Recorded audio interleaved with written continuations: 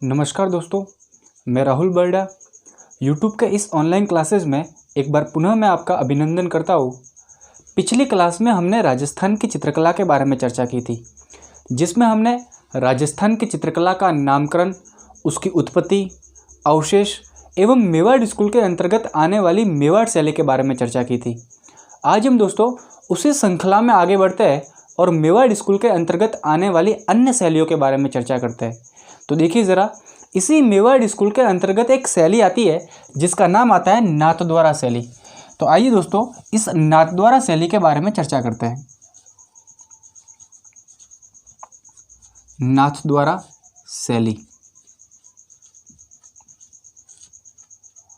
अगर हम दोस्तों इस नाथद्वारा शैली की बात करें तो ये जो नाथद्वारा शैली है, इस शैली को दोस्तों हवेली शैली भी कहा जाता है। ये भी बात आप ध्यान में रखना, इस शैली को कौन सी शैली कहा जाता है? हवेली शैली भी कहा जाता है। दूसरी अगर दोस्तों बात करें तो ये जो नाथद्वारा शैली है, इस नाथद्वारा शैली के अगर प्रारंभ की दोस्तों बात करें तो इस नाथद्वारा शैली का जो प्रारंभ है वो श्रीनाथ जी के मंदिर से माना जाता है। और ये जो श्रीनाथ जी का मंदिर है ये सिहाड़ नाथद्वारा में आया हुआ है। ये भी बात आप ध्यान में रखना। तो मैंने आपको बताया कि ये जो नाथद्वारा शैली है, इस नाथद्वारा शैली का जो प्रारंभ है वो श्रीनाथ जी के मंदिर से माना जाता है। श्रीनाथ जी का मंदिर,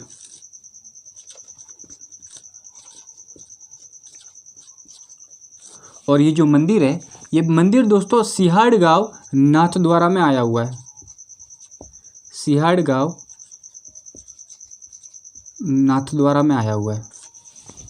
इस मंदिर के अगर निर्माण की दोस्तों बात करें तो इस मंदिर का जो निर्माण है वो राज सिंह के शासनकाल में किया गया। ये भी बात आप ध्यान में रखना,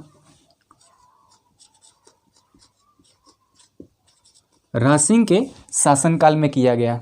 ठीक है, ये जो राज सिंह है, इन्हीं राज सिंह के शासनकाल में औरंगजेब ने हिंदू मंदिरों तथा मूर्तियों को तोड़ने के आदेश जारी कर दिए।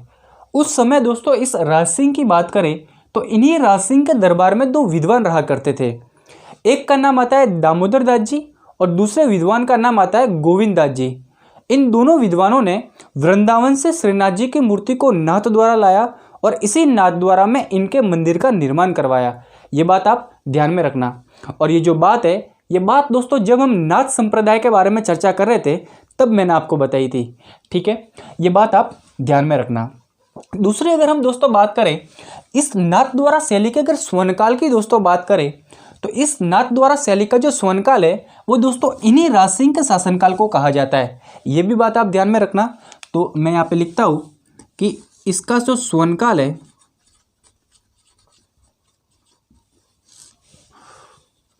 वो दोस्तों राज सिंह के शासनकाल को कहा जाता है। राज सिंह के शासनकाल को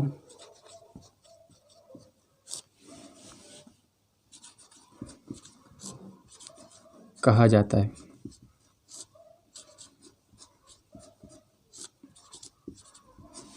ये बात आप ध्यान में रखना। दूसरे अगर हम दोस्तों बात करें तो ये जो नाथद्वारा शैली है ये दोस्तों ब्रज शैली और मेवाड़ शैली, इन दोनों शैलियों का मिश्रण है। ये भी बात आप ध्यान में रखना। तो मैं यहाँ पे लिखता हूँ कि ये जो नाथद्वारा शैली है मिश्रण, ये किन किन शैलियों का मिश्रण है? मैंने आपको बताया था कि ब्रज शैली,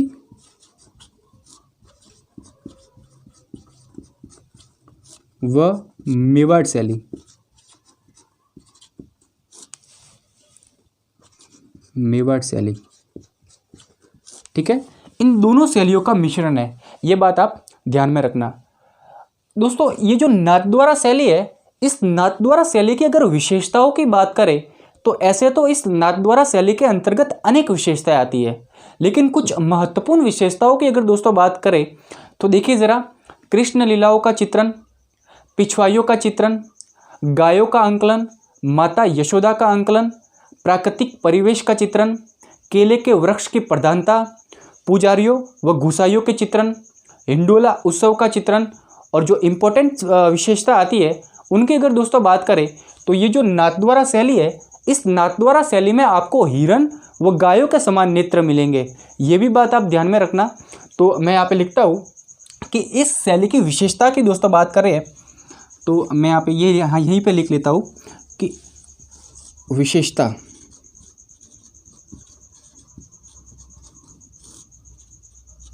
जिनमें मैंने आपको ये बताया कि कृष्ण लीलाओं का चित्रण,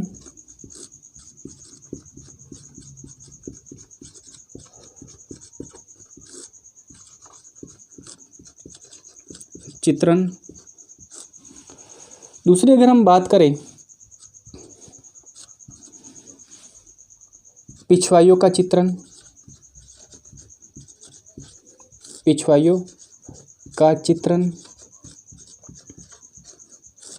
जिसे हम सांझी का चित्रण भी कहते हैं, ये भी आप ध्यान में रखना, सांझी का चित्रण।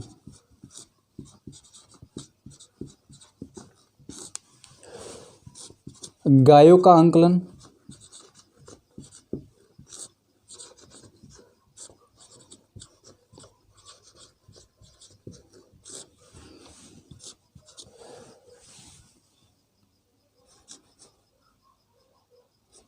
माता यशोदा का आंकलन,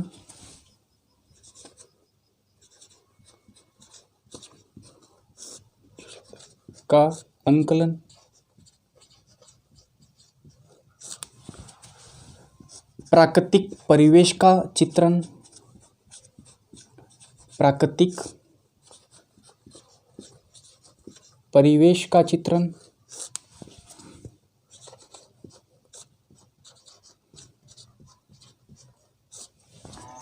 केले के वृक्ष की प्रधानता,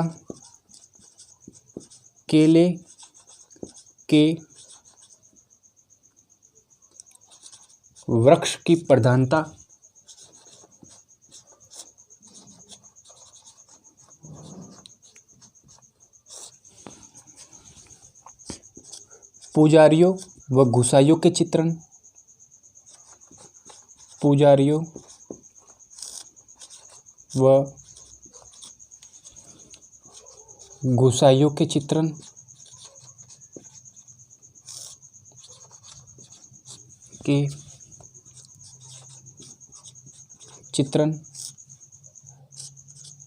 हिंडोला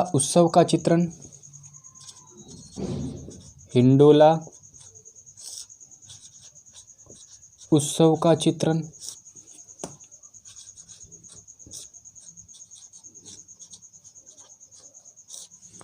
और दूसरी अगर हम बात करें तो हिरन व गायों के समान नेत्र,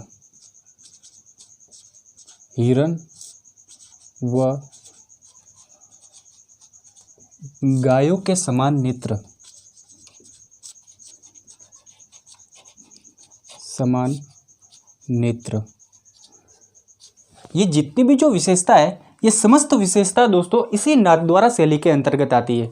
ये आप ध्यान में रखना। दूसरी अगर हम दोस्तों बात करें तो इस नाथद्वारा शैली के चित्रकारों की अगर दोस्तों बात करें तो देखिए ज़रा, ऐसे तो दोस्तों इस नाथद्वारा शैली के अंतर्गत अनेक चित्रकार आते हैं, लेकिन कुछ महत्वपूर्ण चित्रकारों की दोस्तों बात करें तो चतुर्भुज है, नारायण है, रामलिंग है, रामचंद्र है, देवकृष्ण है, हरदेव है, भगवान है, उदयराम है, घांचीराम है। ये जितने भी जो चित्रकार है, ये समस्त चित्रकार दोस्तों इसी नाथद्वारा शैली के अंतर्गत आते हैं। ये आप ध्यान में रखना। तो मैं यहाँ पे चित्रकारों के बारे में चर्चा करता हूँ दोस्तों। चित्रकार, तो देखिए ज़रा, मैंने अभी अभी आपको ये बताया कि चतुर्भुज, नारायण, रामलिंग, रामचंद्र,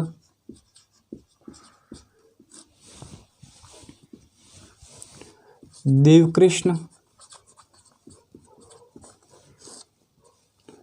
हरदेव, भगवान, घांचीराम,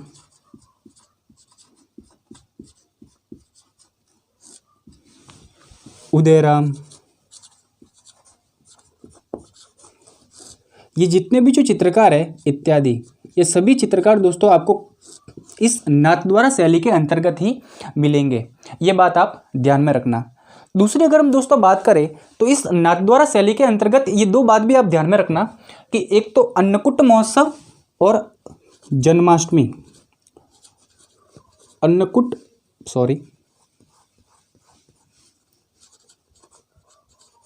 महोत्सव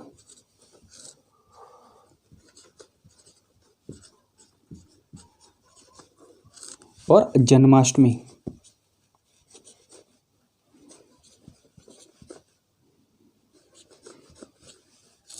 इन दोनों के बारे में भी आप ध्यान में रखना। अगर हम दोस्तों इस अन्नकूट महोत्सव की बात करें तो ये जो अन्नकूट महोत्सव है ये कार्तिक शुक्ल प्रतिपदा को मनाया जाता है, जबकि अगर हम जन्माष्टमी की बात करें तो ये जो जन्माष्टमी है ये भाद्रपद कृष्ण अष्टमी को मनाया जाता है। ये भी बात आप ध्यान में रखना। तो मैं यहाँ पे लिख लेता हूँ, ध्यान से देखना कि जो अन्नकूट महोत्सव है ये अन्नकूट महोत्सव कार्तिक शुक्ल प्रतिपदा को मनाया जाता है। कार्तिक शुक्ल प्रतिपदा, ठीक है। जबकि अगर हम जन्माष्टमी की बात करें तो ये जो जन्माष्टमी है ये भाद्रपद कृष्ण अष्टमी को बनाया जाता है। भाद्रपद कृष्ण अष्टमी,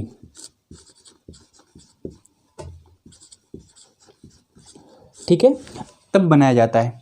ठीक है, तो एक बार इसका स्क्रीनशॉट ले लीजिए, उसके बाद में मैं एक बार वापस आपको रिवाइज करवा देता हूँ ताकि आपको और ज़्यादा समझ में आ जाए। ठीक है ना, तो ले लीजिए ज़रा इसका स्क्रीनशॉट।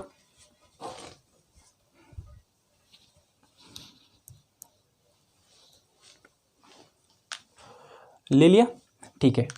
तो दोस्तों अभी अभी मैंने आपको नाथद्वारा शैली के बारे में बताया, जिसमें मैंने आपको ये बताया कि ये जो नाथद्वारा शैली है, इस नाथद्वारा शैली को हवेली शैली भी कहा जाता है।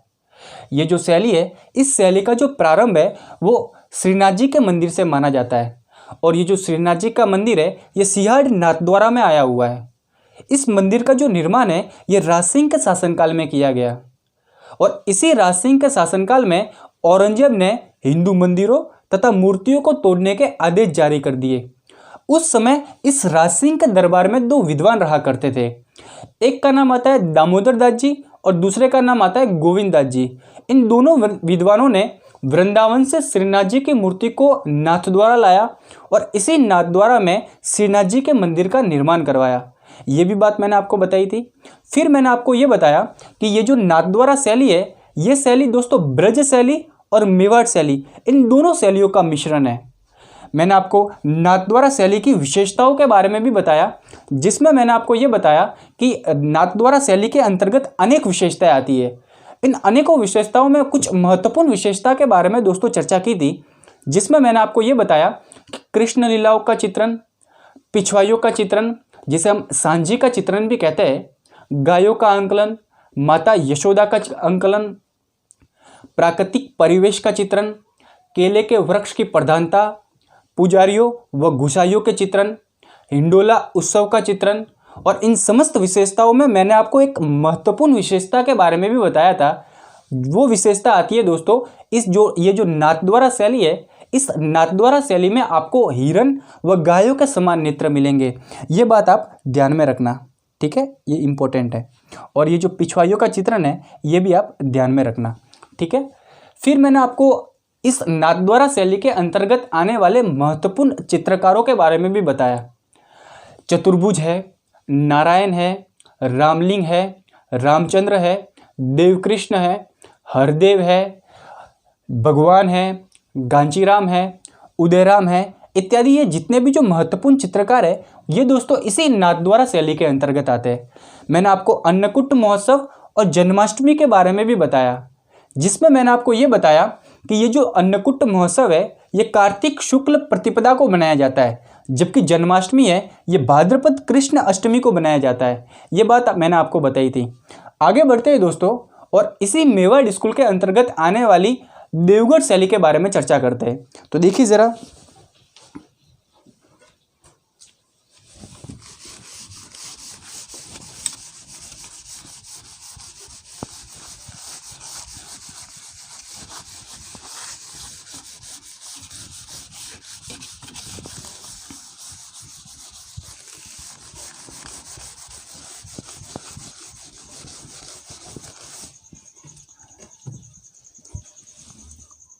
देवगढ़ शैली।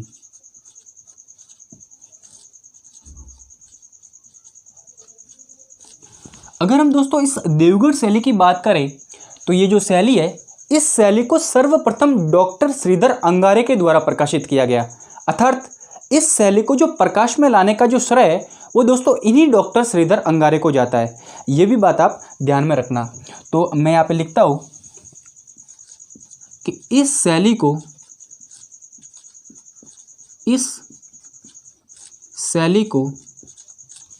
सर्वप्रथम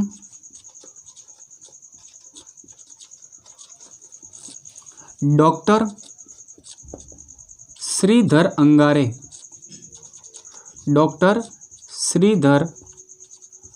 अंगारे के द्वारा प्रकाशित किया गया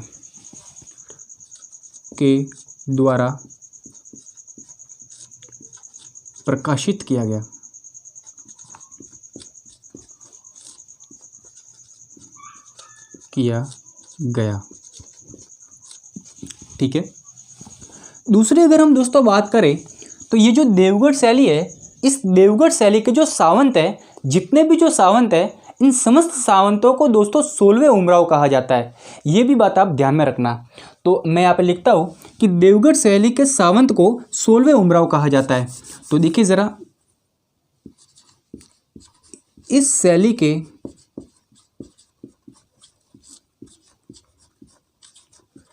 सावंत को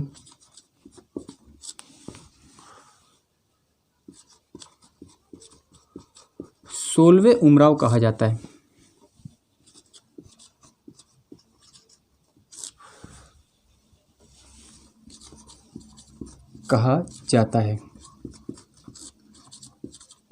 ठीक है। ये जो देवगढ़ शैली है, इस देवगढ़ शैली के जो जितने भी जो भित्ति चित्र है, अर्थात सर्वाधिक जो भित्ति चित्र है वो अजारों की ओवरी और मोती महल में स्थित है। ये भी बात आप ध्यान में रखना। तो ये भी बात मैं यहाँ पे लिख लेता हूँ कि इस शैली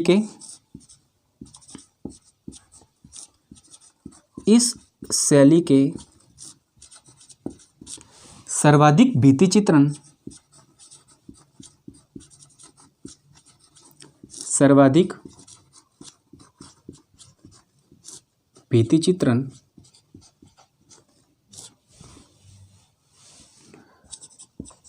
अजारा की ओवरी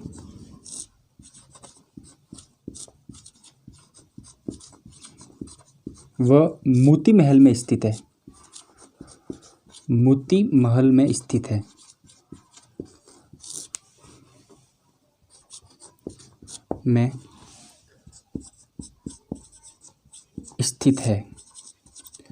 ये बात आप ध्यान में रखना।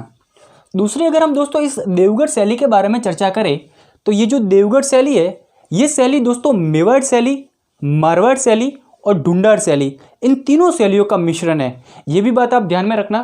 तो मैं यहाँ पे लिखता हूँ कि ये जो देवगढ़ शैली है, ये शैली मेवाड़ शैली,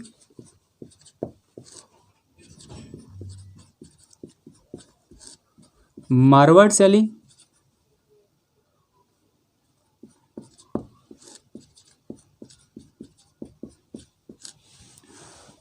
व ढूंढाड़ शैली,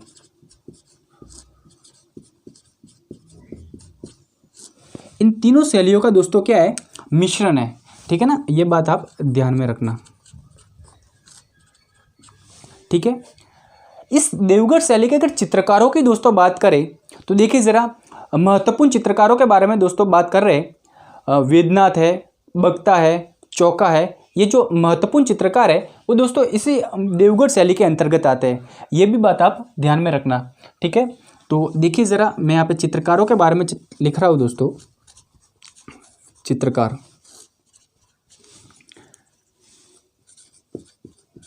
बेदनाथ, चोखा, बगता, केवला, ये जितने भी जो चित्रकार है ये समस्त चित्रकार दोस्तों इसी देवगढ़ शैली के अंतर्गत आते हैं। ये भी बात आप ध्यान में रखना। तो देवगढ़ शैली के बारे में आपको इतनी सी ही बात ध्यान में रखनी है, ठीक है ना। एक बार इसका स्क्रीनशॉट ले लीजिए। इसके बाद में वापस मैं एक बार इस देवगढ़ शैली के बारे में पुनः आपको बताता हूँ, ठीक है ना। रिवाइज कर देते हैं ताकि आपको ज़्यादा समझ में आए, ठीक है। तो एक बार इसका स्क्रीनशॉट ले लीजिए।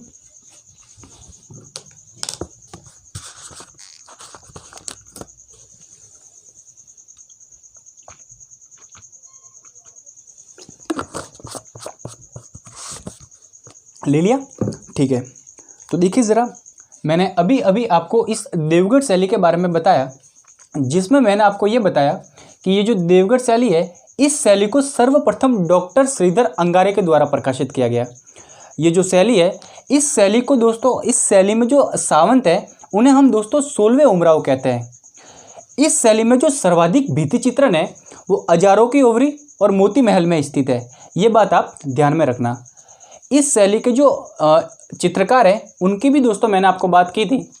बेदनाथ है, चौका है, बगता है, केवला है, ये जितने भी जो चित्रकार है ये समस्त चित्रकार दोस्तों इसी देवगढ़ शैली के अंतर्गत आते हैं।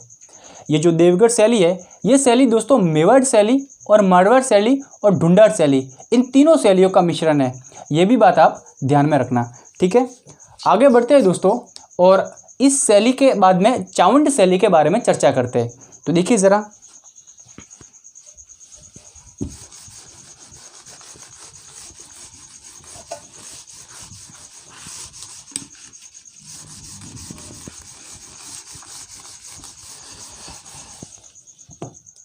चावंड शैली,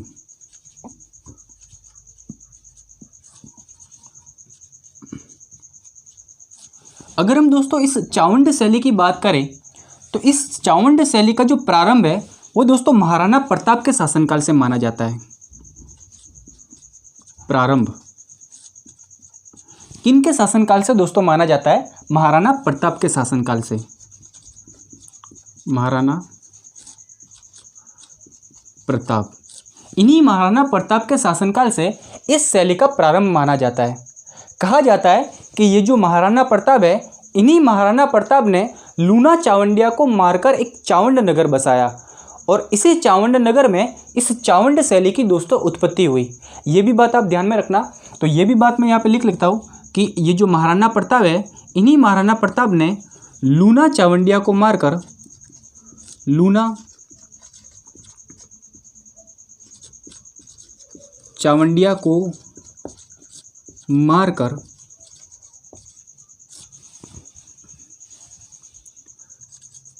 चावंड नगर बसाया।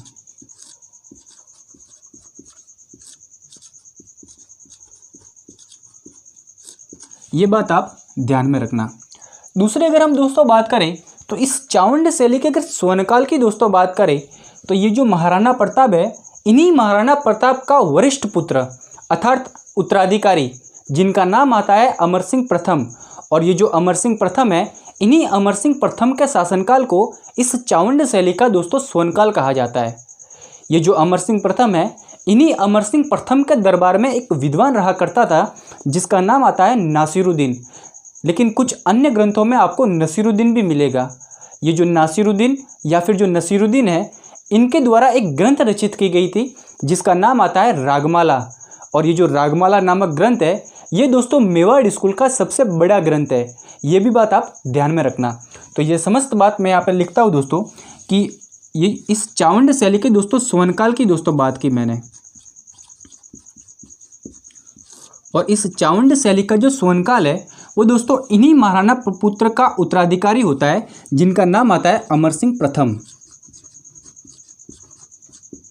अमर सिंह प्रथम, और इसी अमर सिंह प्रथम के दरबार में एक विद्वान रहा करता था, विद्वान जिनका नाम आता है नासिरुद्दीन। नासिरुद्दीन, और ये जो नासिरुद्दीन है, इनके द्वारा एक ग्रंथ चित्रित की गई जिनका नाम आता है रागमाला।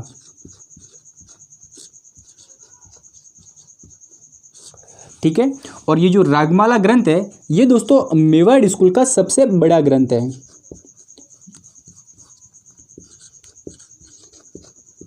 मेवाड़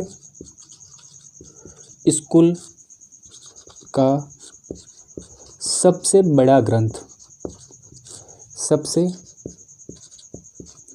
बड़ा ग्रंथ, ये बात आप ध्यान में रखना। इस चावंड शैली के अगर चित्रकार की दोस्तों बात करें तो इस चावंड शैली का जो चित्रकार है वो एकमात्र दोस्तों नासिरुद्दीन है, ये बात आप ध्यान में रखना। ठीक है, और ये जो क्वेश्चन है ये क्वेश्चन दोस्तों प्रतियोगिता एग्जाम में पूछा गया है कि नासिरुद्दीन नामक चित्रकार का संबंध किस शैली से है, तो आपका जो आंसर है वो दोस्तों चावंड शैली होना चाहिए। ठीक है, एक बार इसका भी स्क्रीनशॉट ले लीजिए। ले लिया? देखिए मैं वापस दोहरा रहा हूँ, ध्यान में रखना।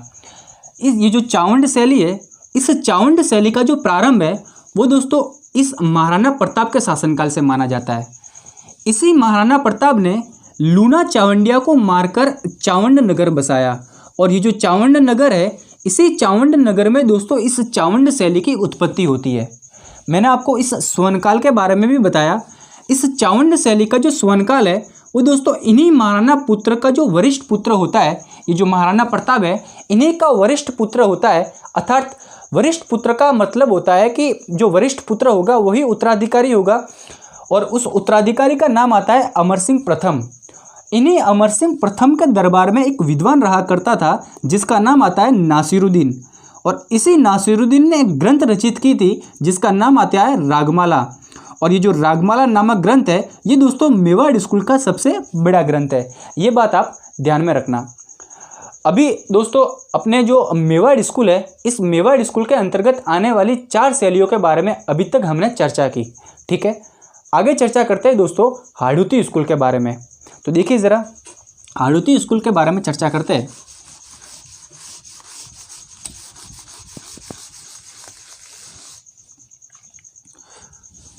हाड़ौती स्कूल,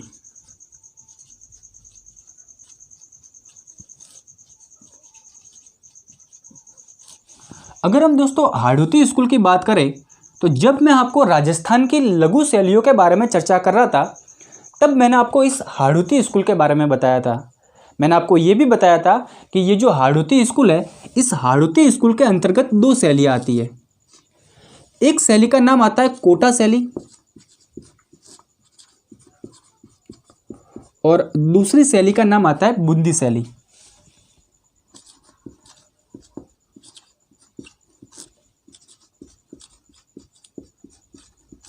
अगर हम दोस्तों इस कोटा शैली और बूंदी शैली इन दोनों शैलियों के अगर चित्रकारों की दोस्तों बात करें तो देखिए ज़रा इस कोटा शैली के प्रमुख चित्रकार,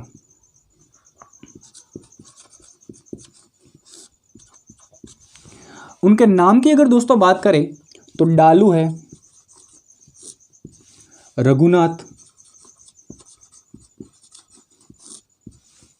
रामलाल, लच्छीराम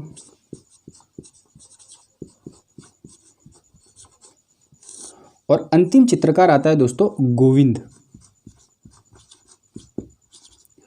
ये प्रमुख चित्रकार आते हैं दोस्तों इस कोटा शैली के।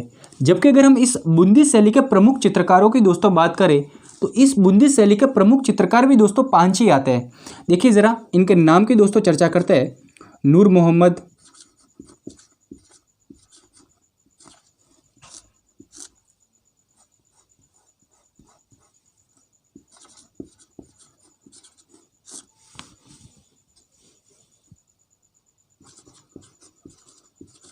अहमद अली,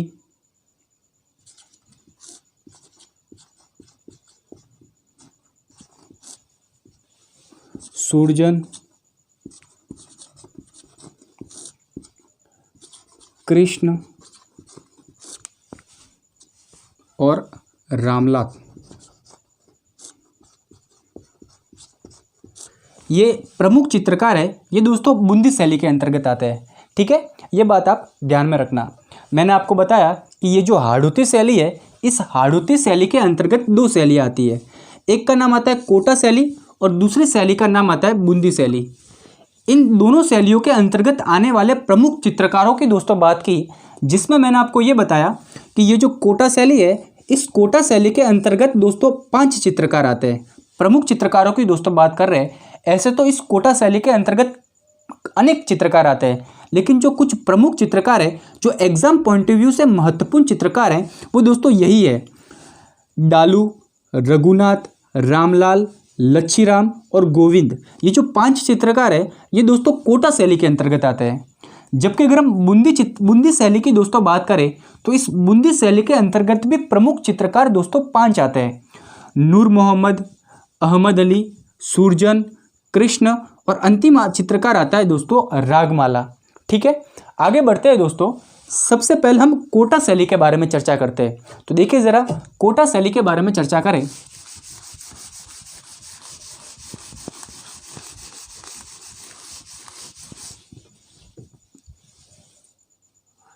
कोटा शैली यहीं पर लिख लेते हैं, यहीं पर, ठीक है। कोटा शैली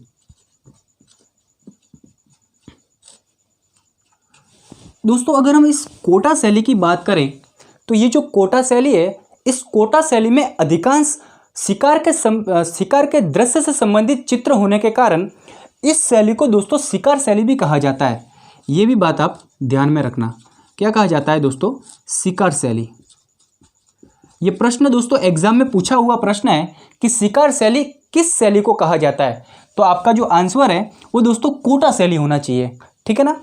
तो मैंने आपको ये बताया कि ये जो कोटा शैली है, इस कोटा शैली में आपको अधिकांश शिकार से संबंधित चित्र प्राप्त होंगे। ठीक है ना। तो ये भी मैं यहाँ पे लिख लेता हूँ कि इस शैली में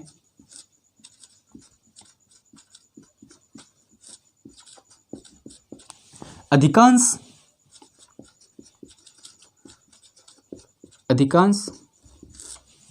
शिकार के दृश्य से संबंधित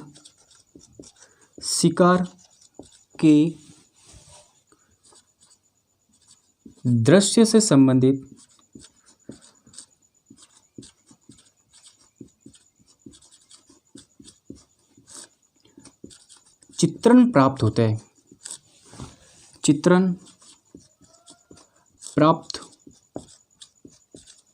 हैं।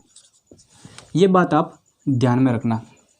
दूसरी अगर हम दोस्तों बात करें, तो राजस्थान की जो चित्रकला है, इस राजस्थान की चित्रकला के अंतर्गत दोस्तों 19 शैलियाँ हैं। उन 19 शैलियों में दोस्तों एकमात्र ऐसी शैली है जिसमें राजाओं के साथ साथ रानियां भी शिकार करते हुए दर्शाई गई है। ये भी बात आप ध्यान में रखना। तो ये भी बात मैं यहाँ पे लिख लेता हूँ कि इस शैली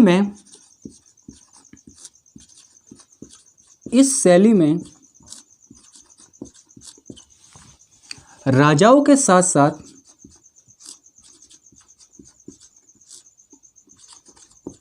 रानियों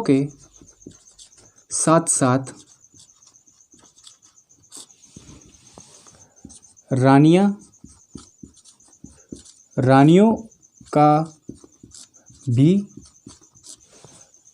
इस शैली में राजाओं के साथ साथ रानियों का भी शिकार करते हुए चित्र दर्शाए गए। रानियों का भी शिकार करते हुए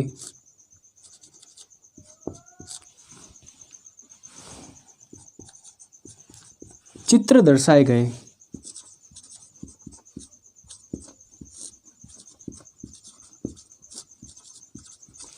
ये बात आप ध्यान में रखना। आगे दोस्तों बात करें इस कोटा शैली के संदर्भ में, आगे दोस्तों बात करें तो ये जो कोटा शैली है, ये कोटा के अंतर्गत आई हुई है। इसी कोटा में एक हवेली स्थित है जिसका नाम आता है जालाओं की हवेली। और ये जो जालाओं की हवेली है, इसके अगर दोस्तों निर्माण की बात करें तो इसका जो निर्माण है, ये कोटा के शासक झाला जालिम सिंह के द्वारा करवाया गया। ये जो हवेली है, इस हवेली में दोस्तों सर्वाधिक भित्ति चित्रण जो है वो शिकार के दृश्य से संबंधित प्राप्त होते हैं। ये भी बात आप ध्यान में रखना। तो मैंने आपको बताया कि ये जो कोटा शैली है, इस कोटा शैली में आपको एक हवेली मिलेगी जिसका नाम आता है जालाओं की हवेली। जालाओं की हवेली। जालाओं की हवेली।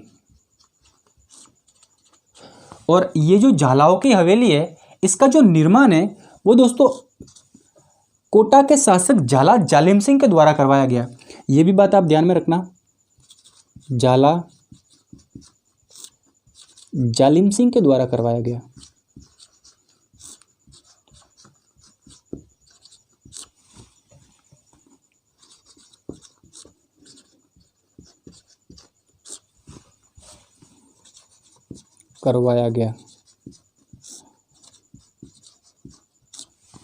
दूसरी अगर हम दोस्तों बात करें तो इसी कोटा शैली में आपको सर्वाधिक जो भित्ति चित्रण है वो शिकार के दृश्य से संबंधित प्राप्त होंगे।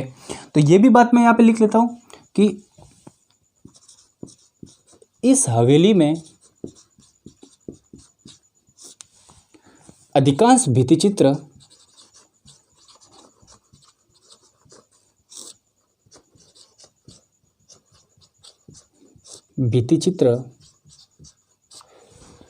शिकार के दृश्य से संबंधित प्राप्त होते हैं। शिकार के दृश्य से संबंधित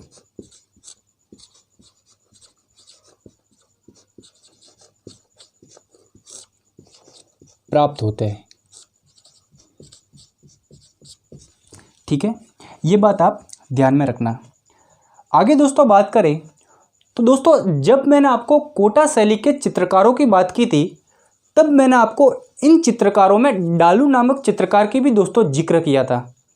और ये जो डालू नामक चित्रकार है, इसने दोस्तों कोटा शैली में एक चित्रित ग्रंथ की रचना की थी दोस्तों, जिसका नाम आता है रागमाला। और ये जो रागमाला नामक ग्रंथ है, ये दोस्तों कोटा शैली का सर्वोत्त उत्कृष्ट ग्रंथ है। ये जो ग्रंथ है, इस ग्रंथ में भी दोस्तों आपको सर्वाधिक शिकार के दृश्य से संबंधित चित्रण प्राप्त होंगे। ये भी बात आप ध्यान में रखना। तो ये भी बात मैं यहाँ पे लिख लेता हूँ कि डालू नामक चित्रकार की दोस्तों चर्चा कर रहे हैं। डालू नामक चित्रकार, ये जो डालू नामक चित्रकार है, इन्होंने दोस्तों एक ग्रंथ चित्रित की थी जिसका नाम आता है रागमाला। ठीक है, और ये जो रागमाला ग्रंथ है, ये दोस्तों इस कोटा शैली का सर्वोत्कृष्ट ग्रंथ है। और इसी ग्रंथ में दोस्तों आपको शिकार के सर्वाधिक चित्रण प्राप्त होंगे। तो ये भी आप ध्यान में रखना। ये भी मैं यहाँ पे लिख लेता हूँ कि डालू नाम रागमाला ग्रंथ, इसका जो इसमें आपको सर्वाधिक चित्रण जो है वो शिकार से प्राप्त होंगे। सर्वाधिक चित्रण शिकार के प्राप्त होते हैं, या फिर आप ऐसे भी लिख सकते हो शिकार के दृश्य से प्राप्त होते हैं। शिकार के दृश्य के संबंध में प्राप्त होते हैं।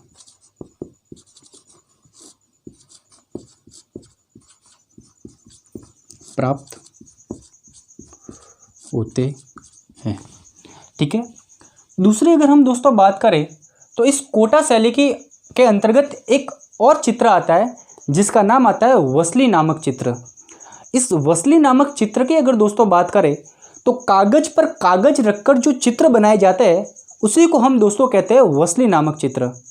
ये जो चित्र है, इस चित्र में भी दोस्तों आपको शिकार के संबंधित चित्र प्राप्त होंगे। अभी तक दोस्तों हमने कोटा शैली के बारे में पढ़ा, जिसमें आपको सर्वाधिक दोस्तों शिकार के दृश्य से संबंधित ही चित्र प्राप्त होंगे, है ना। जिसके कारण ये जो कोटा शैली है, इस कोटा शैली को दोस्तों शिकार शैली भी कहा जाता है। ये भी बात आप ध्यान में रखना, ठीक है ना। तो ये भी बात मैं यहाँ पे लिख लेता हूँ कि वसली नामक चित्र की दोस्तों बात कर रहे हैं। वसली नामक चित्र,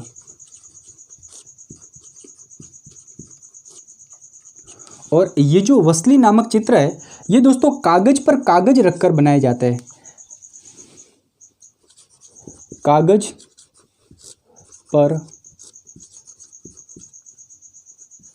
कागज रखकर बनाए जाते हैं।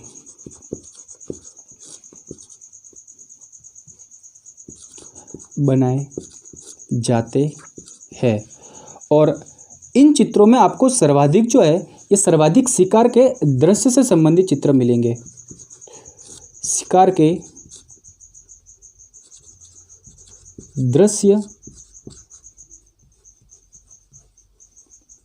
दृश्य से संबंधित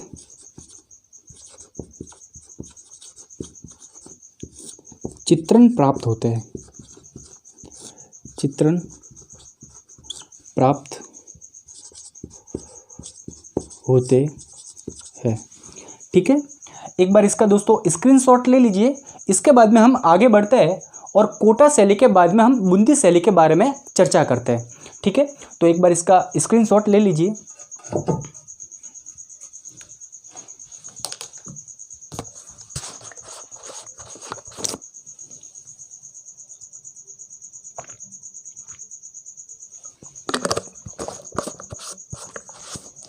ले लिया? तो देखिए दोस्तों, अभी अभी हमने कोटा शैली के बारे में चर्चा की, जिसमें मैंने आपको ये बताया कि ये जो कोटा शैली है, इस कोटा शैली को शिकार शैली भी कहा जाता है। इस कोटा शैली को शिकार शैली क्यों कहा जाता है, इसके बारे में भी दोस्तों मैंने आपको बताया था। ये जो कोटा शैली है, इस कोटा शैली में अधिकांश शिकार के दृश्य से संबंधित चित्र होने के कारण इस शैली को दोस्तों शिकार शैली भी कहा जाता है।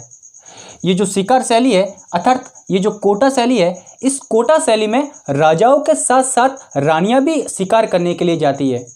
और ये जो एकमात्र विशेषता है, ये दोस्तों इसी कोटा शैली के अंतर्गत आती है, जिसमें राजाओं के साथ साथ रानियां भी शिकार करने के लिए जाती है। ये भी बात मैंने आपको बताई थी। ये जो कोटा शैली है, ये कोटा शैली दोस्तों कोटा में स्थित है। इसी कोटा में एक हवेली स्थित है जिसका नाम आता है जालाओं की हवेली। और ये जो जालाओं की हवेली है, ये जाला जालिम सिंह के द्वारा निर्माण की गई। इस हवेली में भी आपको सर्वाधिक जो शिकार के दृश्य से संबंधित भित्ति चित्र प्राप्त होंगे। ये भी बात आप ध्यान में रखना। मैंने आपको डालू नामक चित्रकार की भी दोस्तों बात की, और ये जो डालू नामक चित्रकार है, इन्होंने एक ग्रंथ रचित की थी जिसका नाम आता है रागमाला नामक ग्रंथ। और ये जो रागमाला ग्रंथ है, ये दोस्तों मेवाड़ शैली का सर्वोत्कृष्ट ग्रंथ है। ये जो ग्रंथ है, इस ग्रंथ में भी दोस्तों आपको अधिकांश शिकार के दृश्य से संबंधित चित्र प्राप्त होंगे। दोस्तों, जब हम चावंड शैली के बारे में चर्चा कर रहे थे, तब मैंने आपको बताया था इस चावंड शैली के स्वर्णकाल के बारे में। और इसमें मैंने आपको ये बताया था कि चावंड शैली का जो स्वर्णकाल है, वो अमर सिंह प्रथम के काल में होता है। इसी अमर सिंह प्रथम के काल में दोस्तों एक चित्रकार था जिसका नाम था नासिरुद्दीन। और ये जो नासिरुद्दीन नामक चित्रकार था, इन्होंने भी दोस्तों रागमाला नामक ग्रंथ चित्रित की थी। ये भी बात मैंने आपको बताई थी। वो जो ग्रंथ है, वो ग्रंथ दोस्तों चावंड शैली से संबंधित है। जबकि अगर हम इस ग्रंथ की दोस्तों बात करें, अर्थात ये जो रागमाला ग्रंथ है, इस रागमाला ग्रंथ की दोस्तों बात करें, तो इस रागमाला ग्रंथ का जो संबंध है, वो दोस्तों कोटा शैली से है। ये बात आप ध्यान में रखना। इन दोनों में आप कंफ्यूज मत होना, ठीक है ना। ऑप्शन में अगर प्रतियोगिता एग्जाम में ये प्रश्न पूछा जाता है, तो ऑप्शन में या तो फिर कोटा शैली दिया हुआ होगा या फिर चावंड शैली दिया होगा, ठीक है ना। इन दोनों में से कोई एक शैली दी हुई होगी, ठीक है दोस्तों। मैंने आपको वसली नामक चित्र की भी दोस्तों बात की थी, जिसमें मैंने आपको ये बताया कि ये जो वसली नामक चित्र है, ये कागज पर कागज रखकर बनाया जाता है। इस चित्रों में भी दोस्तों आपको अधिकांश शिकार के दृश्य से संबंधित चित्र प्राप्त होंगे। ये भी बात मैंने आपको बताई थी। आगे दोस्तों चर्चा करते हैं और कोटा शैली के बाद में दोस्तों बूंदी शैली के बारे में जिक्र करते हैं। तो देखिए ज़रा बूंदी शैली के बारे में दोस्तों चर्चा करते हैं।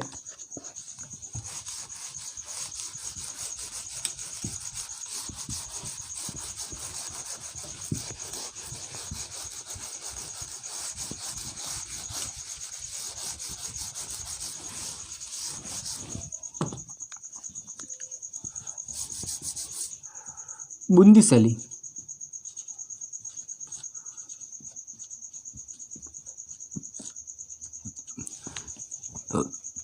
दोस्तों, अगर इस बूंदी शैली की बात करें तो ये जो शैली है, इस शैली में दोस्तों आपको अधिकांश पशु पक्षियों के चित्रण प्राप्त होंगे। ये भी बात इंपॉर्टेंट आती है। और ये जो प्रश्न है, ये प्रश्न दोस्तों एग्जाम में पूछा गया प्रश्न है, ठीक है ना। तो इस बात पर भी आप ध्यान में रखना। तो मैंने आपको बताया कि ये जो बूंदी शैली है, इस बूंदी शैली में अधिकांश पशु पक्षियों के चित्रण प्राप्त होते हैं। इस शैली में अधिकांश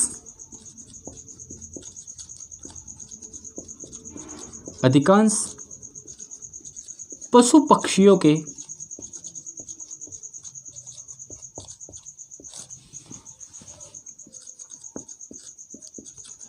चित्रण प्राप्त होते हैं।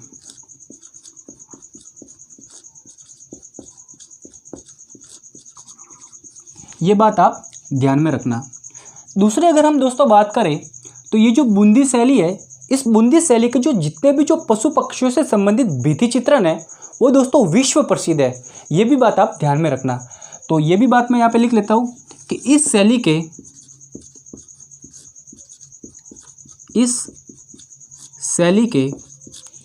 भित्ति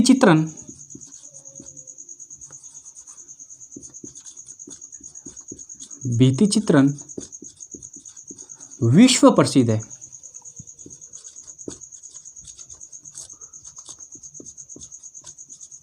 विश्व प्रसिद्ध है, ठीक है। ये बात आप ध्यान में रखना। दूसरी अगर हम दोस्तों इस बूंदी शैली की बात करें तो ये जो बूंदी शैली है ये बूंदी में आई हुई है। नाम से ही दोस्तों पता चलता है कि बूंदी शैली बूंदी के अंतर्गत आई हुई है, ठीक है ना। बूंदी शैली का मतलब होता है कि बूंदी, ठीक है ना, बूंदी के जिले के अंतर्गत आई हुई है ये बूंदी शैली, ठीक है। ये जो बूंदी शैली है, इसी बूंदी शैली के अंतर्गत दोस्तों एक दुर्ग स्थित है जिसका नाम आता है तारागढ़ दुर्ग। और ये जो तारागढ़ दुर्ग है, ये दुर्ग दोस्तों, इस दुर्ग का आकार तारों के समान होने के कारण इस दुर्ग को दोस्तों तारागढ़ दुर्ग कहा जाता है।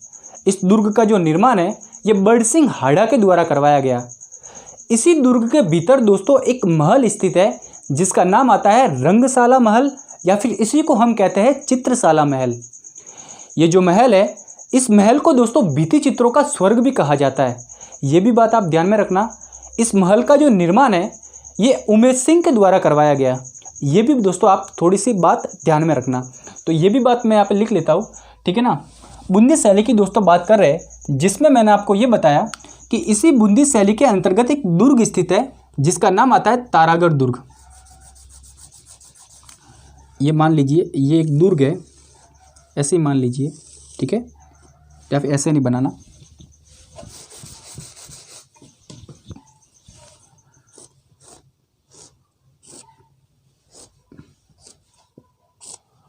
ठीक है, ये एक दुर्ग स्थित है क्योंकि इसका जो आकार है ये तारागढ़ दुर्ग है, ठीक है, तारों के समान है, तारागढ़ दुर्ग,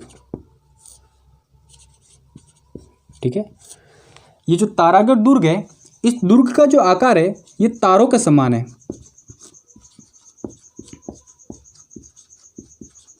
तारों के समान है, ठीक है। ये जो दुर्ग है, इस दुर्ग के अगर दोस्तों निर्माण की बात करें तो इस दुर्ग का जो निर्माण है वो दोस्तों बड़सिंह हाड़ा के द्वारा करवाया गया। ये भी बात मैं यहाँ पे लिख लेता हूँ, बड़सिंह हाड़ा के द्वारा करवाया गया, ठीक है। ये जो दुर्ग है, इस दुर्ग के भीतर की बात करें तो इस दुर्ग के भीतर दोस्तों एक महल स्थित है, भीतर एक महल स्थित है जिसका नाम आता है रंगशाला महल, या फिर इसी को हम कहते हैं चित्रशाला महल, चित्रशाला महल। और इस महल के अगर दोस्तों निर्माण की दोस्तों बात करें तो इस महल का जो निर्माण है वो दोस्तों उमेश सिंह के द्वारा करवाया गया है, उमेश सिंह के द्वारा करवाया गया। ये जो महल है, इस महल को दोस्तों भित्ति चित्रों का स्वर्ग भी कहा जाता है। ये भी बात आप ध्यान में रखना, भित्ति चित्रों का स्वर्ग भी कहा जाता है, भित्ति चित्रों का स्वर्ग कहा जाता है, कहा जाता है, ठीक है। ये बात आप ध्यान में रखना। दूसरी अगर हम दोस्तों बात करें इस बूंदी शैली के अंतर्गत दोस्तों, दूसरी अगर हम दोस्तों चर्चा करें तो ये जो बूंदी शैली है, इस बूंदी शैली की अगर विशेषताओं की दोस्तों बात करें तो ऐसे तो इस बूंदी शैली के अंतर्गत अनेक विशेषताएं आती है, लेकिन कुछ महत्वपूर्ण विशेषताओं की अगर दोस्तों बात करें तो देखिए ज़रा, ये जो बूंदी शैली है, इस बूंदी शैली के अंतर्गत हरे रंग की प्रधानता, सौरंगा का चित्रण, रेखाओं का सुंदरतम चित्रण, दरबारी चित्रण, ये जितने भी जो महत्वपूर्ण चित्रण है वो दोस्तों इसी बूंदी शैली के अंतर्गत आते हैं। तो ये भी बात आप ध्यान में रखना। तो ये भी बात मैं यहाँ पे लिख लेता हूँ कि यहीं पे लिख लेता हूँ कि बूंदी शैली की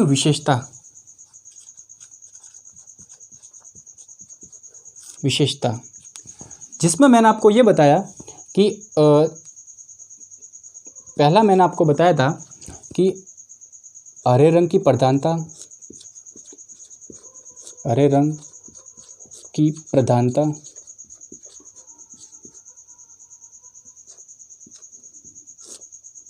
ठीक है। फिर मैंने आपको बताया था कि सौरंगा का चित्रण,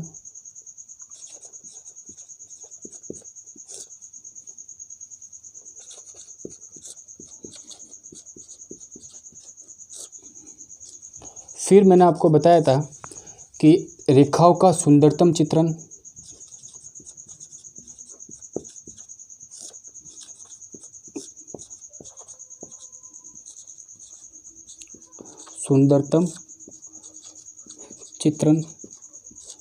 ठीक है। फिर मैंने आपको बताया था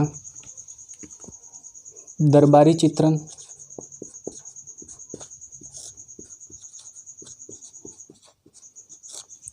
ये जितने भी जो चित्रण है ये समस्त महत्वपूर्ण चित्रण दोस्तों इसी बूंदी शैली के अंतर्गत आते हैं। ये बात आप ध्यान में रखना। ये तो दोस्तों आपको विशेषता है, ये तो आपको ध्यान में ही रखनी है, क्योंकि इस विशेषता के संदर्भ में बहुत बार क्वेश्चन पूछा गया है कि हरे रंग की प्रधानता किस शैली के अंतर्गत आती है, ठीक है ना, रेखाओं का सुंदरतम किस शैली के अंतर्गत आता है। तो ये जो क्वेश्चन है ये बहुत बार दोस्तों पूछे गए, इसलिए इस विशेषता के बारे में आप ध्यान में रखना, ठीक है। दूसरी अगर हम दोस्तों बात करें तो ये जो बूंदी शैली है, इस बूंदी शैली के अंतर्गत दोस्तों नाचते हुए मोर का चित्रण किया गया है। इंपॉर्टेंट बात है, गांठ बांध लो, 100% ये क्वेश्चन में पूछा ही जाता है, ठीक है ना, बहुत बार एग्जाम में पूछा गया है, इसलिए मैं बता रहा हूँ, ठीक है। तो ये बात आप ध्यान में रखना। यहीं पे लिख लेता हूँ कि ये जो बूंदी शैली है, इस बूंदी शैली में दोस्तों नाचते हुए मोर का चित्रण किया गया है, नाचते हुए मोर का चित्रण किया गया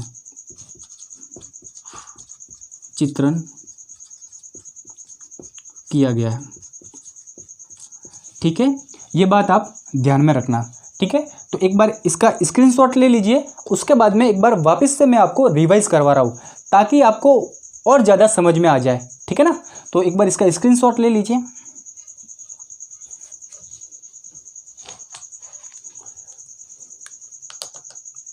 ले लिया, ठीक है दोस्तों। अभी हमने बूंदी शैली के बारे में चर्चा की, जिसमें मैंने आपको ये बताया कि ये जो बूंदी शैली है, इस बूंदी शैली में सर्वाधिक पशु पक्षियों से संबंधित भित्ति चित्रण प्राप्त होते हैं। ये भी बात आप ध्यान में रखना।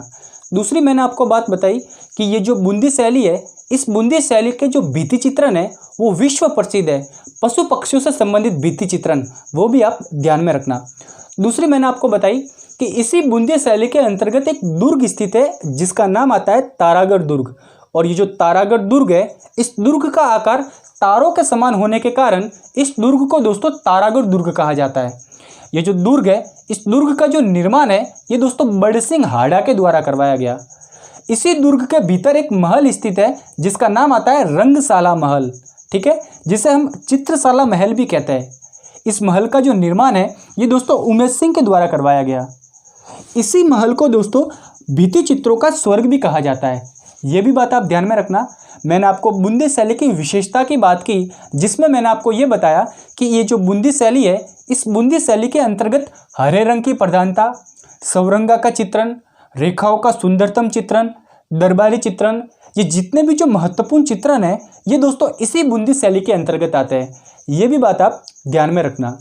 मैंने आपको ये भी बताया कि बूंदी शैली है, इस बूंदी शैली की एकमात्र महत्वपूर्ण एवं इम्पोर्टेंट जो विशेषता आती है वो दोस्तों ये आती है।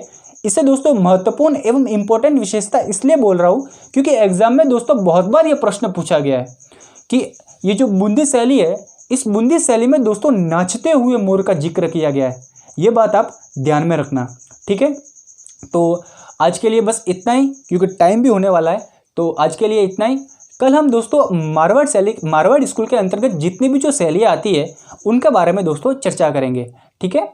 और यदि आपको ये वाला जो मैंने अभी अभी आपको जितनी भी जो सहेलियाँ पढ़ाई, मेवाड़ स्कूल के बारे में पढ़ाया, ठीक है, ये वाला आपको समझ में आई हो, और तो आप दोस्तों इस वीडियो को एक बार लाइक करें, शेयर करें और सब्सक्राइब करना तो बिल्कुल मत भूलना, ठीक है ना दोस्तों। तब तक के लिए धन्यवाद।